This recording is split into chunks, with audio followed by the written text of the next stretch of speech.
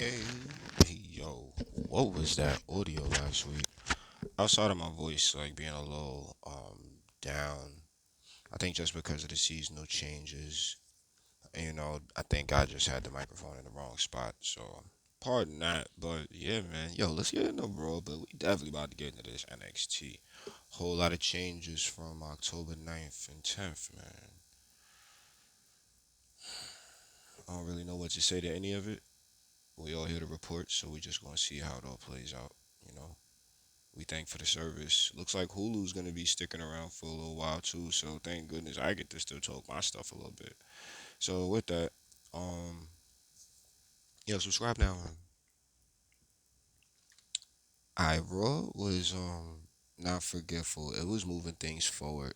Crown Jewel coming up, so to start really gearing up for Saudi Mania, man. It's like we haven't really had too many of those shows this year. So to head back over there and entertain the people of Saudi Arabia, I really feel like I mean every single show has been like pretty like huge. So this time around with so much of like the creative evolution just clearly showing itself, I don't even know what to say for real about most of this bill. Like it's just it's gonna be something, man. Like it's already there. Everybody's already feeling very positive outlooks toward how you know things could be going. Crazy or not, but whatever. Yo, let's get into this Raw, though, man. Enough of this. So I'm looking at Drew McIntyre, Damian Priest, and then Seth Rollins. Okay, so Drew went out there like a real man and said he gonna be Seth. That's fine. Well, say you gonna take him on.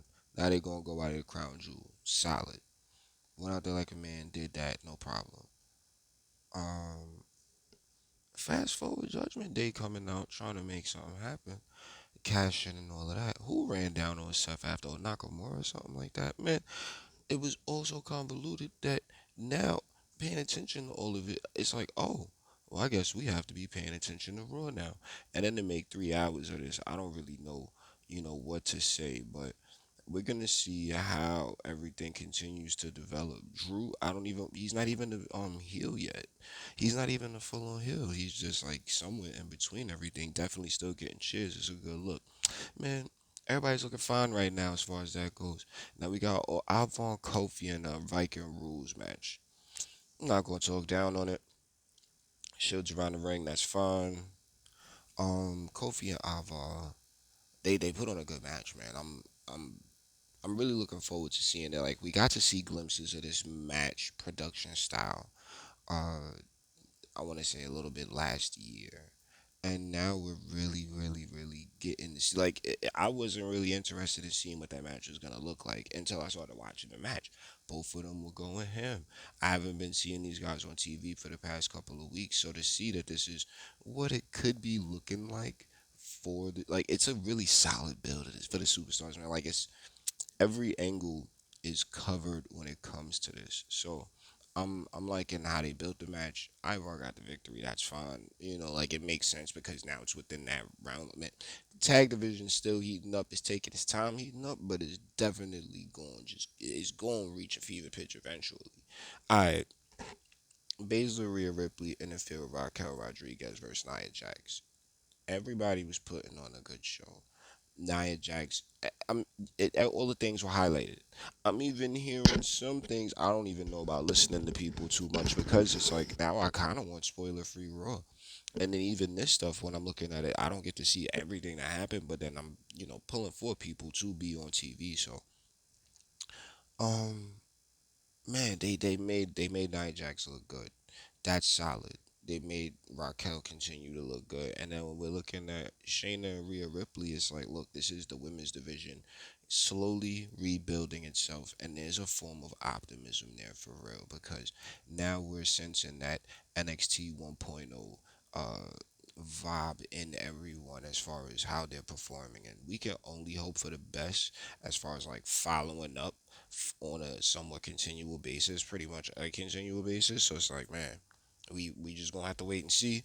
I'm liking what I'm seeing from all of them. That's how I feel. What are we dealing with? Kevin Owens, Sami Zayn rematch. Well, match for the tag titles against the new champions, Cody and Jay. Yeah, that was Jay. I'm I'm I have to be on board with the run.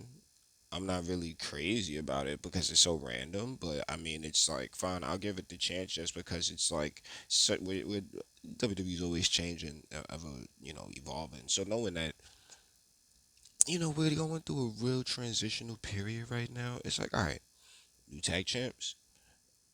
How transitional is it? How are we getting over to SmackDown? What are we doing? Like it's okay. And Jay's developing the character. The crowd is already taken to him across the nation, so it's good. Everybody's in a really good spot. Cody's still being a politician and it's working for him. I couldn't ask for any more from that. You know what I mean? Like he's in the ring. They need to figure out a name for that move. Like that. Like it can't just be like if they're gonna say the Cody, you got to put a pause in there. But that's just all I got for that. Shinsuke blindsided Ricochet because Ricochet ran down on Shinsuke backstage. Solid. They have their match. We gonna see. Oh, did they have a triple threat? Yeah, we'll get into it. Big Bronson Reed, Chad Gable, and Ricochet. There it was. Okay, so Rico was weak. Well, that was the story because he had this whole fight with Jesus, with Shinsuke, Bronson Reed, and Chad Gable backstage segment with Gable, and then Bronson coming up. Okay, he's on TV. He's looking real solid now. And like the moves that he's doing, it's like yeah, get in there, make it happen. For it to make Hulu, for it to make like this form of television, it's like all right, this is an important spot now because we got things that we just putting in for 3 hours, obviously, but then we got things that's really gonna potentially move people forward. So Bronson Reed back on radar. That's how I feel about it, and we'll just wait to see how things develop. Man, Chad Gable needs to be next to the Continental Champion, but we'll see how we get there. Like I don't. It's been plenty of time. The Intercontinental Champion needs to stay that way for a little while longer. At least what 1,000 days? Why not? I don't know. We're just talking crazy now. All right. So Big Bronson Reed won. Now he's gonna take on Gunther, and that's gonna be something crazy at Crown Jewel. Like, oh my God, this. You know how big these guys are, bro. Anyway, like, and that's gonna be a real challenge for Gunther. So we're gonna see really how it play out. I'm excited to see it. Um, Drew McIntyre beat JD McDonough. Now backstage, these guys is upset with him because he's trying to prove himself, but it's not really working out for him as much as it was. Let's hurry along and get everyone trusting him and get him down with the get down. That's how I'm feeling about it because he's looking the way they were putting him over on commentary. It looks like he just needs to learn how to move. So once he learn how to move, we gonna see Judgment Day at a real strong level. That's how I feel about it. I'm excuse me, I'm that type of optimistic for him. Drew's in a great spot, man. Like the Drew's already had enough momentum, even in the little dry spot that he had for a moment. But even with that, it's like, oh nah, he's fine. Like now, Drew's just he's back on like solid trajectory. Everything is looking real positive for everyone. If I got some nitpicking, like I'm looking forward to waiting for these moments because I watched the show. Nitpicking, I didn't get to see Becky versus Tegan. Was it a good match? I don't know. This was promoted for mad long, but I'm not mad. I'm like, like, why would you tell me? You know what I'm saying? Like, why would you not put that on? It was supposed to be women's segments, but whatever. Um, we'll see how Tegan continues to develop. That's how I feel about that. Like, she's in there with Becky now. Like, we all know who Rebecca is when it comes to that. So she'll get better, or like we pulling for her over here. So we just gonna see how things continue down the line with her. And I mean, it's a line already. Like Tegan so happens to be at the front of it for right now, but then she just lost to Becky, and there's a whole list of women, and then the tag titles, I don't even know. So anyway, Cody and Jey Uso beat Kevin Owens, Sami Zayn, and retain the titles. That's solid. Um, with a new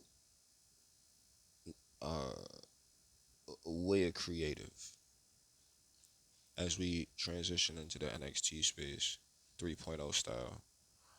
Um, it's like everyone is right back at a clean slate. The development that they've already had was solid, but then now we're look like everybody has like a real new shot. So let's see what they got, man. Like I'm looking forward to whatever they bring in. And speaking, of looking forward to whatever they bring in, man, I'm so proud of my guys over there at NXT. Of course, it was great to have a bunch of legends come through, but then it didn't really. It really felt like NXT is its own element, and that's what we've been. That's what everyone's been trying to, push even from the 2.0 days.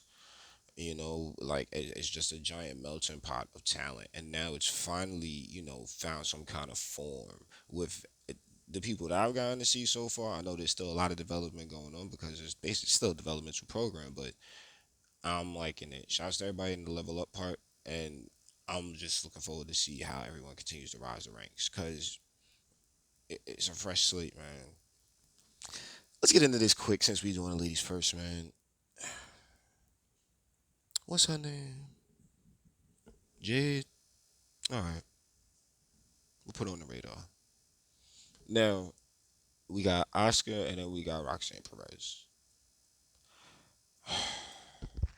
It was a safe match. I wanted a little more out of them. We got to bring a little more out of them.